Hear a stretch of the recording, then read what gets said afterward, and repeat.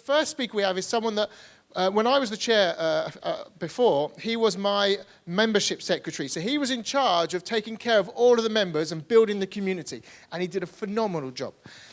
This guy inspires me because he is super fit. And I am not aerodynamically designed for fitness, though I try my best.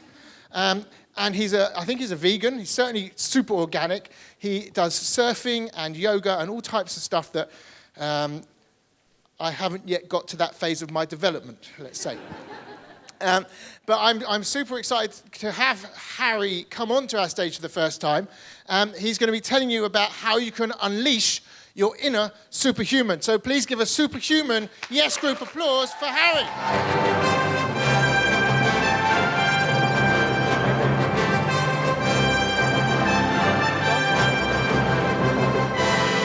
Good evening, London Yes Group. Are you guys up for an absolutely amazing and fantastic evening? Yes. Say yes. You guys have just come from UPW. I'm sure you can do better than that. Are you guys up for an amazing and fantastic evening tonight? Yes. Yes. Great. Well, I've got to say, it's an absolute privilege and pleasure to be speaking here tonight on the Yes X slot, which I first managed to grace 5 years ago, in fact, at a different type of event that we were doing here at the Yes Group. And the reason I'm really passionate about sharing tonight what I want to share with you is because the last 5, 6, 7, in fact 10 years have been quite a journey for me, starting way back when. And what I've discovered and what I want to share with you tonight is how to unlock your inner superhuman. So if I take you back to probably about 5 and a bit years ago, I was working at, just like maybe many of you guys, at the London Stock Exchange. I was working for Accenture, and I'd been working in that job for about 6 years, and I was just feeling a bit kind of, ugh. You know, I don't know if any of you guys know the feeling where you're kind of doing the same thing over and over again. You're kind of going to work, coming home, maybe cooking, sleeping, going to bed, doing the same thing over and over. You come to the weekend and you're thinking, right, now the weekend's here, finally going to start, finally going to write that book, do that business, whatever it is. And then you go out Friday night maybe, you have one too many drinks. Before you know it, Saturday's gone, Sunday's gone, and then you're back to Monday again. Is it just me or are there other people? A few other people brave enough to say that. Great. So I was just there waiting for life to start, waiting for this light bulb moment. And what I came and discovered eventually was that there isn't really that light bulb moment, at least not for me, and that there's not going to be that perfect time for you to get what you want and do what you want and be who you want to be, that you have to create that. And so part of me really kind of going to that tipping point was really uncovering some new ideas. And that started from going on a course, investing in myself. So for several years, I'd been intrigued by this subject called NLP. Anyone heard of it? Yeah. Okay. And the reason I first heard about it was 10 years previous, back in 2006, in fact. And I read this book, and this book was not designed to give you an introduction to NLP. It was more for something else. Has anyone heard of the book called The Game? Oh, there's a few people out there. I'm always a bit dubious about when I share this, but I didn't take from it the dating angle, because it's a dating book. I took the idea, they mentioned a technology called NLP, and it got me curious. And that got me kind of researching, and I discovered Tony Robbins. And I started doing some of his audio programs, and I started getting some results, and I really liked it. But then it kind of just fizzled for a few years. And I was kind of just skirting in and out of personal development until 2010. And that's when I decided, right, I'm going to finally invest in myself. I'm going to start doing some courses, and I did an NLP course. And what that did is, other than teach me the cool tools and everything that I would later use, let me just blank that out, is it introduced me to some new people. And one of those people then said to me, oh, there's this thing called Yes Group and Basket Brigade. And I was like, oh, this sounds like just the place I need to go to kind of help elevate me to where I wanted to go. Because truth be known, out there's a lot of people that maybe are not going to be so supportive. So it was one winter, terrible winter, snowed loads, and I hadn't been to a single Yes Group, and I was determined to do the Basket Brigade, and I cycled the 10 miles in the snow on these tiny little tyres, and I went to the Basket Brigade, and it was just like an amazing party just of generosity and kindness and giving. And I thought, right, I've got to be part of this community, and I came to the Yes Group, much like some of you guests are here tonight, and I found that actually I needed something like this. And through being part of the Yes Group, through seeing what the table sponsors had to offer, I started going to different events. And one of the events that I went to was one by Joseph McClendon III. Anyone heard of him? Yeah, absolutely. The guy is like almost 60 now, right? He looks 62. So when I saw him, he was like 58, 57, something like that. And certainly from where I was sitting, he looked about 35. And he was like rocking the stage 12 hours a day, 2 days straight. And I was like, my God, what is this guy doing? So he brought some people up on stage at the end and shared with everyone the testimonials of one of his retreats that he was doing. And it was called the Z Factor or something like that. And it was a 3 or 4 day thing. And it was like, I think it was like £3,000. And I was like, man, that is a lot of money for like 3 days. So I started chatting to a few of the testimonial people, and they were saying, well, actually, you know what? Really, he talks about this, and he brings this guy on that wrote this book. So this book was over here. It was like £5. So I was like, £3,000, £5. Which one did I choose? I chose the £5 option. And so I started reading the book, and I didn't do anything necessarily with it, but it seeped into the unconscious. And what that did is it was almost like my red pill. If you remember Matrix and Neo, I kind of took that book as the red pill, and it started me down this rabbit hole of a journey. And I started going to more and more personal development events. I started seeing people who were kind of shifting my paradigms about what it meant to be healthy, vital, what it meant to age, to have disease, to have focus, productivity, success in life. And I started getting curious about all these people, and I started noticing patterns amongst them. Because when you go to enough of these events, I'm not sure if you can relate to this, you know, many people are saying the same sort of thing, you know. So there was this guy over here, or there was 7 out of 10 people over here talking about green juices and drinks. Then there was a guy, lots of people over here talking about gratitude. Another person over here talking about morning routines. So I started piecing all these things together and started adopting them for my own life. And what I noticed over time is that although like I had kind of more energy anyway than I think most of my peers, I mean, most of my friends were like that level anyway. I was probably already there. So I'm not sitting here to say, you know, I was in some like super low state, but I was already quite energized. But what I did is when I started adopting these different practices, it just went up here. It just went to another level. And I know there's more to go, but so far where I am is kind of a lot higher up than I was before. And I started adopting all these practices, and I started noticing the patterns that occurred in them. And I thought to myself, you know, what is this all about? What's the driving point? And when I started learning NLP, I wanted to understand, and I wanted to start helping people change.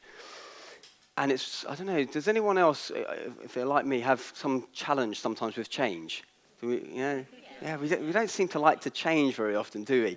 And what I noticed is that a lot of people have got good intentions, right? They set themselves this target of being a brand new weight, or joining the gym, or starting an exercise regime. And then they falter after a little bit of time. In fact, a recent study that I looked at, conducted by Bupa and Comres, said that 43% of people with New Year's resolutions quit after a month. Yeah? And then 80% quit after 3 months. Okay? Now, it's already almost May. I'm not going to ask how many New Year's resolutions are on track. Are there any that are still there? Maybe a couple of hands going up. Marilyn at the back. Excellent. But yeah, I've been in that statistic as well. And the reason is because a lot of the time, I believe that people are trying to change a behavior or a habit without first changing what I think is more important, which is their mindset. So this is why I decided as well, I realized that everything changes with a change of mindset. If you want to make some big change in life, whatever it is, it's got to be a mindset first, because people think that willpower and they think that determination, discipline, motivation will get them somewhere. And it's great as a starter, but it won't necessarily get you where you need to go. And if you want to make the changes, I mean, like some of the changes that Ian was talking about that I've made, like from a dietary perspective, and I'm not here to talk about diet, but are vastly different from where I was back here. Now, none of that is a challenge for me right now. Yeah, I was a big carnivore, meat eater, twice a day, every day. I couldn't order salad. It was very different. I come from a Greek family, so here I was like really into my meat.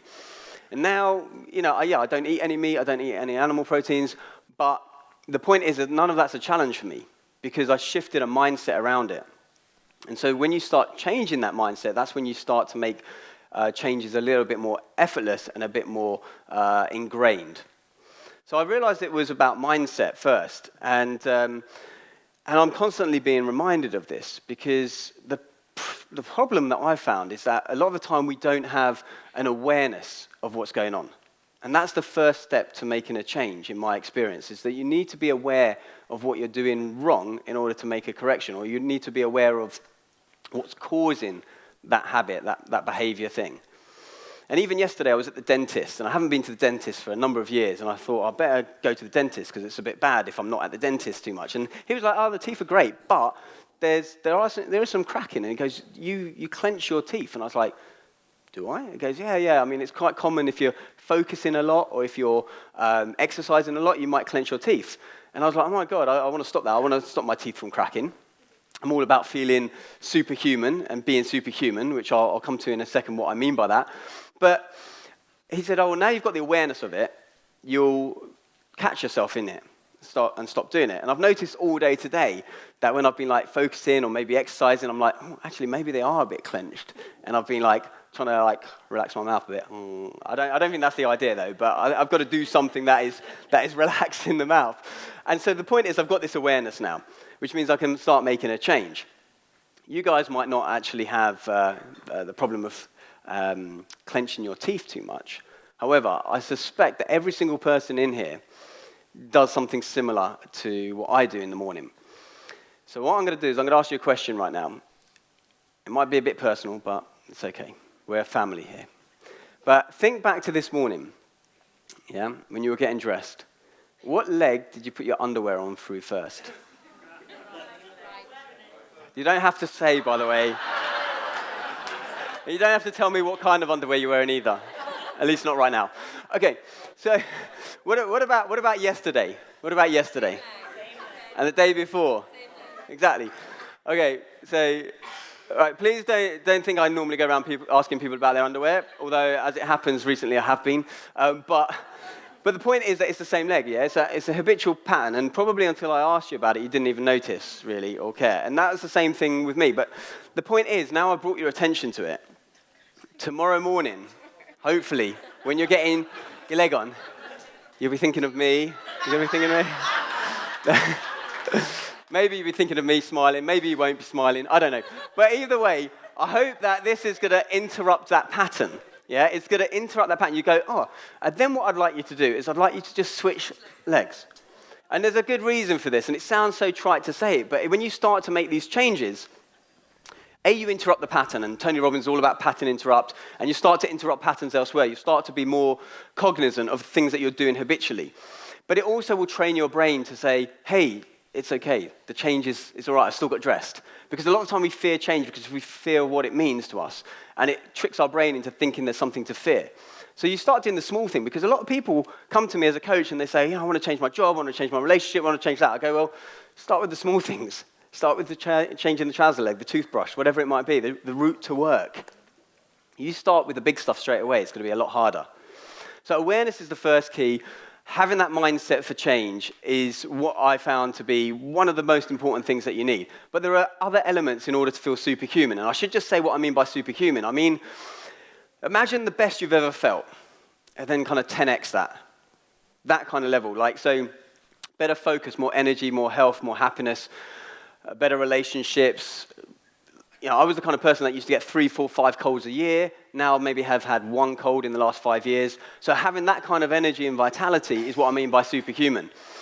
And there are 4 main areas that I discovered that require being superhuman. And the first one we've kind of touched upon.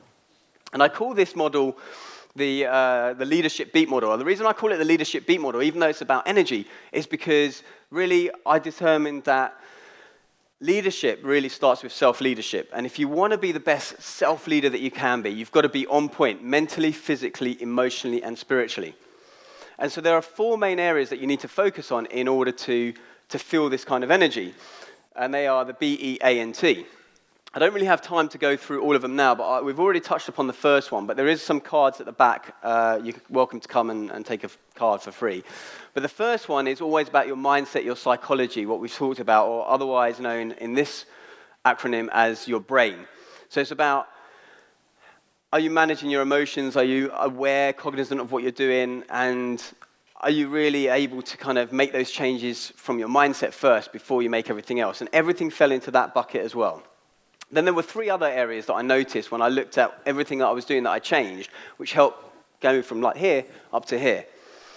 And the second one was called elements. And the reason it's called elements, very briefly, and I appreciate this is going to be a bit quick, is because there are 4 elements in old culture of air, water, earth, and fire, kind of all depicted in that picture there. And they're metaphors for what you need to focus on to nourish your body from the inside and out. Air is about having that structured breathing practice and a deliberate, conscious breathing practice. Water is about the importance of water, of good quality water. Earth is around the food that you eat and gather from the earth. And fire is around your relationship to the sun, outdoors, being outside in daylight hours. So again, on the card, you'll find some more details about that. And then third up, we've got activity. And activity really is about the things that you do in a day. So it's not just about the physical exercise or physical movement you do, because exercise is great, but it's only a small part of your day. And you're sitting down for a lot of it. So it's about moving all the time, but it's also about the other things that you do. Things that we talk about in the Yes Group quite a lot, about whether you've got passion, whether you've got purpose in life, whether you offer yourself in service to other people, do you have great connections? These things are vitally important. Okay, it's not just about food, it's not just about exercise, which a lot of people just think about. And lastly, if they think about food and they think about exercise, you might get lucky and they might think about the third one, or the fourth one in this model, which is sleep. I don't think sleep is the only answer. It's massively important, absolutely, but the reason I call this section tranquility is because it's about other things that you do in your life in order to rest, rejuvenate, repair your body. So that might be massage, it might be meditation, it might be just having some downtime now and then, it might have a digital detox. All of these things come under the banner of tranquility. And what I noticed that everyone who's doing anything successfully were doing some or all of these areas quite well. And all the different processes that I'd adopted into my own life fell into one of these 4 quadrants. And the way I might use this, and I might invite you to use it in your day-to-day life, and something that I do all the time, because I'm not feeling superhuman all the time, I'm not feeling totally up all the time. I have to put some rituals in place so that I can feel like this, so it's not an accident. But I might ask myself, if I'm feeling offbeat today, what area do I need to focus on from the B, the E, the A, or the T that I need to address? Maybe I've slept enough, maybe I've had my green juice, maybe I've done my exercise, I'm still feeling low, and then I realize, actually, you know what, I haven't seen anyone for like 4 days. I need to get out and have some connection with people, and that will energize me. So I invite you to kind of use this model, and although you don't really know much about it at the moment, on the surface it's pretty simple. When you go deep, you can kind of get 7 or 8 PhDs in each area, absolutely, but from the first point, where's my emotions, where's my thinking, am I aware of what I'm doing right now? Have I eaten correctly today? Have I drunk enough? Have I taken some deep breaths? So that's for elements. Have I moved my body enough? Am I interacting with people? Am I passionate about what I'm doing in my day-to-day? Do I have purpose? Have I offered myself in service? That's all activity. And then finally, tranquility. Have I rested? Have I had a day off? Have I been on holiday recently? What do I need to do? Again, the card at the back that you can come and take has got some tiny little questions on the back, so you do need super eyesight to read it. But hopefully, if you follow the model, you'll be able to read it from where you are now. So I invite you to kind of take a look at that, because I believe that there is unlimited potential within all of us. I'm just kind of tapping into what I think mine might be.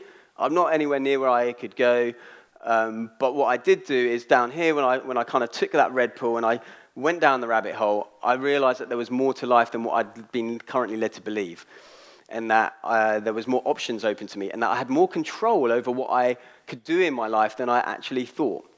And I believe that's true of everyone, and I believe that there's that superhuman leader in every single one of us, and we just need to kind of understand what it takes to get there. And firstly, I think you've got to be on point mentally, physically, emotionally, and spiritually, and I believe that this leadership beat model is the device that's going to help you get there. So B, E, A, and T, brain, elements, activity, and tranquility. I think I'm running out of time. I'm wrapping up, but just because I believe there's a superhuman in every one of us, and I invite you to find yours. Let's get super together. Thank you. Connect.